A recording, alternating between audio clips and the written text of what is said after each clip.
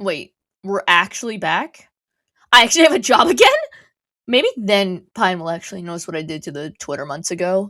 Welcome back, folks, to Fruit Wars. After a very long break, I'm Dark, your social media manager, here with my fellow social media manager, Simple, to give you all the updates for Fruit Wars 6, our Chapter 3 launch event. So let's get into the updates. Take it away, Simple, with the hub. Thank you, Dark, for the cutaway, so I can now bring up the new hub for Fruit Wars Chapter 3. With contributions from every single member of the building team, this is now one of the biggest hubs in Minecraft event history.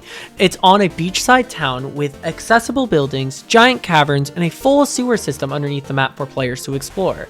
Just please don't get lost down there. I don't want to have to add more people to milk cartons. While players were getting lost in the sewers, we have also recoded our entire event, so people will have a way higher quality of experience throughout it, which means we'll have a lot of changes to get through real quickly. First up, we have a brand new post-game score breakdown to see who the biggest point farmers, I mean top 5 players are in that game, alongside the full scores for the game itself and the overall standings.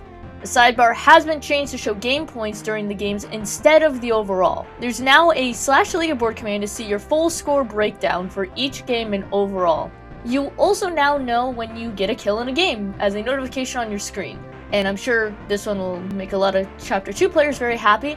You can finally see the other half of the individual leaderboard in the hub. We'll discuss the rest of the quality of life changes later. Now, on to voting. We here at Fruit Wars have made a few changes to voting, and there's only one major one. The holes are expanded. This makes the slime fit so much easier into the holes and makes the whole voting process just go way faster. No more 3-minute voting rounds, and you can no longer get stuck in the voting holes.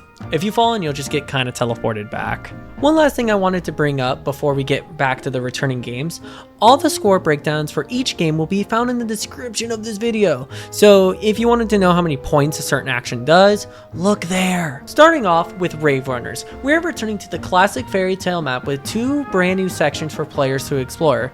So to all the VOD reviewing nerds, good luck figuring out this map. We also did one quality of life change, and that is adding a placement tracker to show you where you are currently playing against other players, as well as a tracker for your laugh times. On to Block Race, where we head back to the iconic map Slaughterhouse, but with so many updates this time around. It's now set at night where you, yes, you the player, will be using the stars to guide you to a castle, or honestly to true happiness. I don't know, I just work here, man. Once you're inside the castle, a majority of the interior has been redone, including a brand new path that splits off into 4 new sections, where every player must complete their own section. There will also be a new puzzle section, but you'll just have to wait till event day to see that one. Now it's time for some PvP. We got SG. SG makes a return with a brand new map called Reactor. This map has a double layered middle connected by a central bubble column. The bottom layer is difficult to get to and only 3 blocks wide. It's very dangerous. But don't worry, if you want a safer route, there are wider staircases that you can take to the upper sections. Just be careful for teams camping them as each set is close together.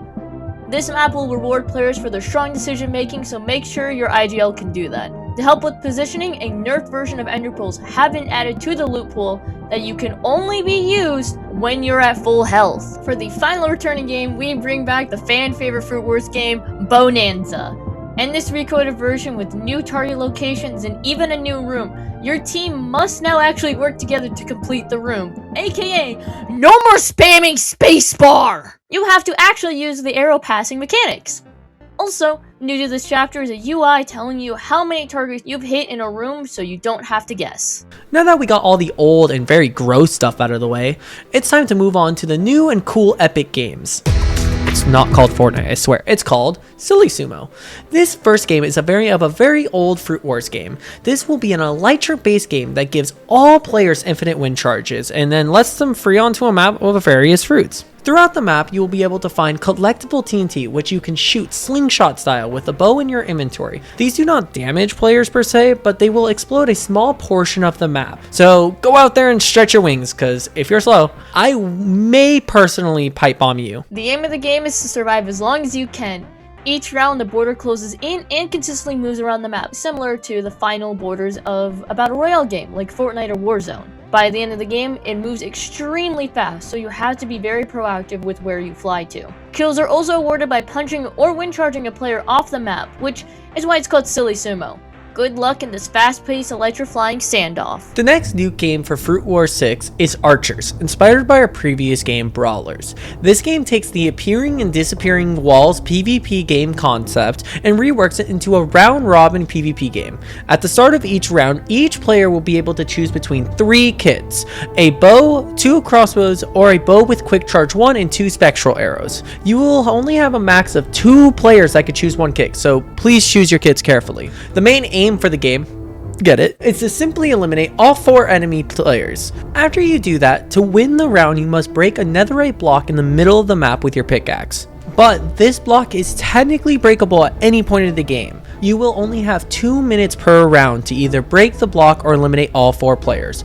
There is no additional survival points for staying alive. When the netherite block is broken, all members of the team, alive or dead, will receive the same amount of win points. And bringing it back to the good old days of Hypixel, we're introducing party games as the final new game of Fruit Wars 6. There are 4 party games included. First, we have everyone's favorite social game, Spleef, making its debut, the Fruit Wars. It's classic 3 layers of snow. You get a shovel to break the snow. You get snowballs for every block of snow that you break, and the top layer disappears with a clear notification at a minute left in the game. The winning team gets some bonus points for winning. Oh joy, I get to talk about party games. And I have a mini game for you called Dragon Escape. In this game, you wouldn't believe it. You just have to escape a dragon. Alright, fine, where's my raise?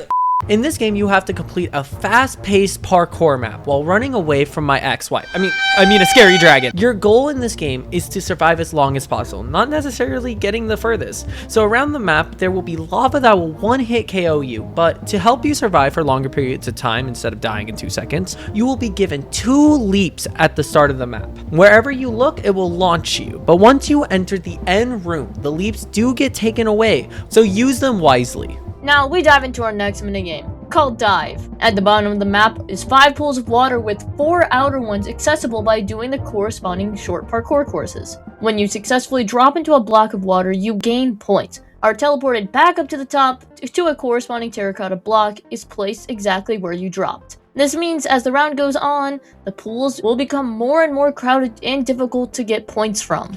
The final minigame for party games is a classic, TNT Tag. What a great way to end more friendships during events. This game is basically Minecraft Hot Potato. Each round, 20% of the lobby will be given TNT at random, and if a player is holding a TNT, they go bye-bye once the timer goes off. The points are given per round you don't explode. And honestly, that's it for party games. A lot of casual fun games wrapped up into one fun competitive event experience. Hope you all enjoy, and this is totally an original game And that's it for Fruit Wars! Wait, Dark, it says right here that there's still something else? Wait, there is? Did Pine add something to my notes and didn't tell me? I swear to gods, if he did, I'm going to quit!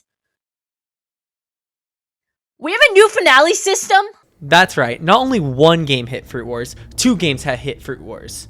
We have decided that this chapter shouldn't be only the top 2 teams like every old finale you see. No. That would be boring and old and stupid. We wanted more teams to have a chance of winning the whole event. Stage 1 of the final is a game called Swords Play, and if that's sounding familiar, it's actually inspired by a Wii Sports Resort game. Swordplay is a game about pushing your opponents into the water using wooden swords on their own islands. Winning a fight will give you a key. Right-clicking a key on an island unlocks all 3 bridges connected to that island. The more fights you win, the further on your island you make it.